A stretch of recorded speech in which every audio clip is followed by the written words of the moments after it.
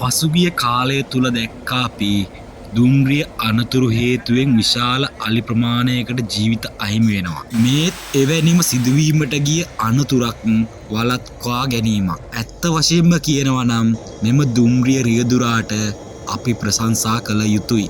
මොකද ඔහුටත් පුළුවන්කමක් තිබ්බා ඔහුගේ දුම්රිය වේගයෙන් පදවන්න. හැබැයි ඔහු එසේ නොකරපු නිසා මේ අහිංසකයින්ගේ ජීවිත අද බේරුණා. අපි මේ දුම්රිය රියදුරාගේ නමක් ගමක් නම් දන්නේ නැහැ. හැබැයි මේ ක්‍රියාව අපි අගය කොට සලකනවා.